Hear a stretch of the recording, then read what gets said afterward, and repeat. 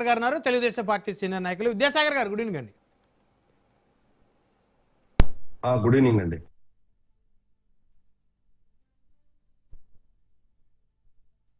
Good evening అండి. విద్యాసాగర్ గారు వినిపిస్తుందా నా వాయిస్ మీకు? వినపడుతుంది. శాసన మండలిలో కూటమిపై గలమెత్తడానికి వైకాపా సిద్ధమవుతుంది.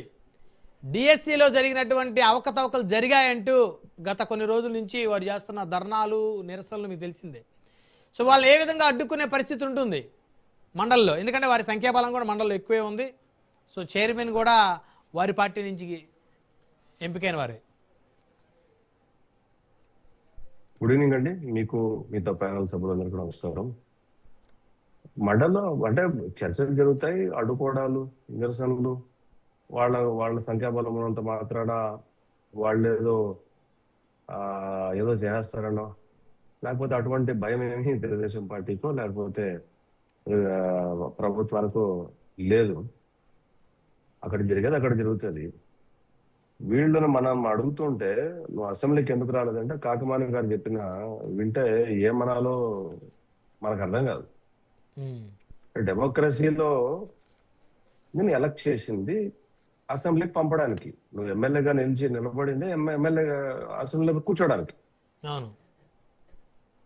నీకు ఎమ్మెల్యే హోదా రావడం అన్నదే ఇప్పుడు 175 మందే ఉన్నారండి. అటువైపు ఇటువైపు ఇండిపెండెంట్ ఇప్పుడు 1000 మంది కూడా ఉంటారు. కానీ ఒక్కరే ఆ నియోజకవర్గం ఒక్కరే ఉంటారు. కాన్స్టిట్యూషన్ ఆ బాడీ నేను ఎలక్ట్ చేసి అసెంబ్లీకి పంపడానికి నువ్వు ఎమ్మెల్యేగా ఎలక్ట్ అయ్యావు. నేను పోను అంటే మళ్ళీ రాజ్యాంగం గురించి మాట్లాడతారు. అంటే డబుల్ స్టాండ్ ఏంది? నేను ఎలక్ట్ చేసింది అసెంబ్లీకి పంపడానికి, ఆ నియోజకవర్గ ప్రజలు నీకు ఓటు వేసింది అసెంబ్లీకి పంపించారు, దానికి పబ్లిక్ మనీ ఖర్చు అయింది, ఒక ఎలక్షన్ ప్రాసెస్ నడిచింది. ఏది రాజ్యాంగబద్ధంగా. ఇప్పుడు నేను పోను, నాకు అక్కడ బలం లేదు కాబట్టి నేను పోను, రిజైన్ చేయి. నువ్వు పోనప్పుడు నీకెందుకు ఎమ్మెల్యే పదవి? నువ్వు తిక్క కారణాలు, మెంటల్ సమాధానాలు చెప్పుకుంటా మీడియా ముందుకు వచ్చి నీకు పోవడం ఇష్టం లేదు, అది ఏ కారణమైనా కావచ్చు, మరి నువ్వెందుకు ఎమ్మెల్యేగా నువ్వెందుకు జీతం తీసుకుంటున్నావు? నువ్వు పక్కన ప్రివిలేజెస్ అన్ని పొందుతున్నావు కదా, గన్మెన్లు, PA, salary, allowances, vehicle, protocol, ఎక్కడ మన టోల్ గేట్ల దగ్గర ఫ్రీగా కూడా పాసింగ్ అవుతున్నారు కదా. ఎమ్మెల్యే ఎలక్ట్ అయితే ఆ ప్రోటోకాల్ వస్తుంది కదా, ఆ ప్రివిలేజ్ వస్తుంది కదా, అన్ని అనుభవిస్తున్నారు. నేను పోను అసెంబ్లీకి. పోనప్పుడు నీకెందుకు అసెంబ్లీ పదవి, ఎమ్మెల్యే పదవి? ఇంకోటి ఎలక్షన్స్ ఇంకోటి ఎలక్ట్ అవుతారు, వాళ్ళు వెళ్తారు. అంటే గ్రౌండ్ లో ఉండి పోరాడుతున్నాం ప్రజా సమస్యల కోసం అంటున్నారు. మరి ఎవడైనా అదే చేస్తాడు. ప్రజల్లో ఉన్నాడు, ప్రజల నుంచి వచ్చాడు, ప్రజల్లో ఉండక ఏమన్నా గాడుల మధ్య ఉంటాడా? ప్రజల నుంచి వచ్చిన వాళ్ళు ప్రజల్లోనే ఉండాలా, ప్రజల్లోనే ఉంటారు. ఏది పోరాటం చేస్తున్నది? చిల్లర పోరాటాలు, చిల్లర వ్యవహారాలు కాకుండా, చిల్లర మాటలు కాకుండా నిన్ను కాన్స్టిట్యూషన్ గా మళ్ళీ రాజ్యాంగం గురించి మాట్లాడతారు వీళ్ళు. రాజ్యాంగం గురించి మాట్లాడు.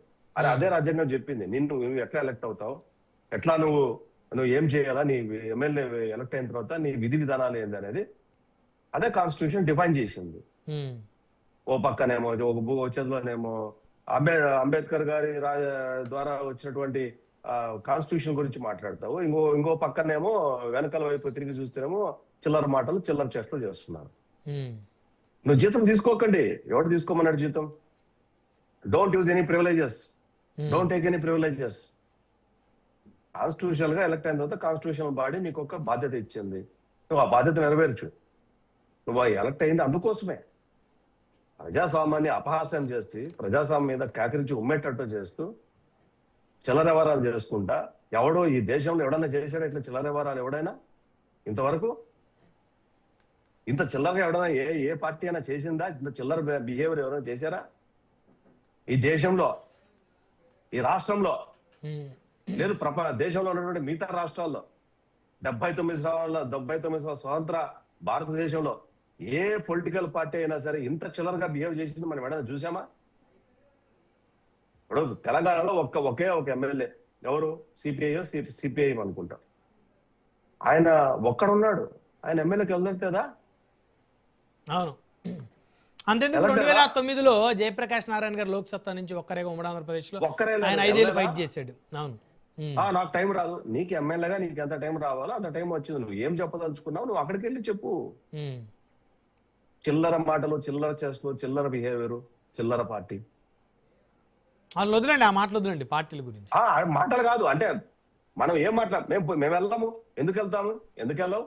నేను పంపించిన దానికోసమే కదా. నేను పంపించిన దానికోసమే కదా. ప్రజలు ఎన్నుకోబడింది రాజ్యాంగబద్ధంగా, నువ్వు ఎన్నుకోబడ్డావు ప్రజల చేత. మరి రాజ్యాంగబద్ధమైనటువంటి పదవి నిర్వహించవా? నీకు బాధ్యత లేదా? నీ మీద గవర్నమెంట్ ఆఫ్ ఇండియా ఖర్చు పెట్టలేదా? అది ప్రజల సొత్తు కాదా? ట్యాక్స్ పేయర్స్ మనీ కాదా? ఎన్ని ఆంధ్రప్రదేశ్ లో ఎన్నికలు జరపడానికి లోక్సభ అండ్ అంటే పార్లమెంట్ కి, అసెంబ్లీకి రెండింటికి ఆయన ఖర్చు ఎంతో తెలుసా అండి? 6,000 కోట్లు. 6,000 కోట్లు ఖర్చు అయింది మిమ్మల్ని అసెంబ్లీకి పంపడానికి. అందరికీ చెప్తున్నా, ఒకరికని కాదు. ఎవరైతే ఎలారో వాళ్లకు బాగా చిబుక్కమంటది నేను చెప్పేది. 6,000 కోట్ల రూపాయలు ఖర్చు పెట్టి 6,000 కోట్లు. ఎంత మంది మ్యాన్ పవర్ పనిచేశారు? వీళ్ళందరికీ ఎంత డబ్బు ఖర్చు అయింది? ఎక్కడిదా డబ్బు? Tax payers money. ఒక పక్కన మీరు మీ ఇష్టప్రకారం చేసేసి రాజ్యాంగాన్ని అపహాస్యం చేస్తూ ఉంటే మరి ఇట్లా మాట్లాడక మరి ఎట్లా మాట్లాడాలా? You have elected by the people. Your presence should be mandatory in the assembly.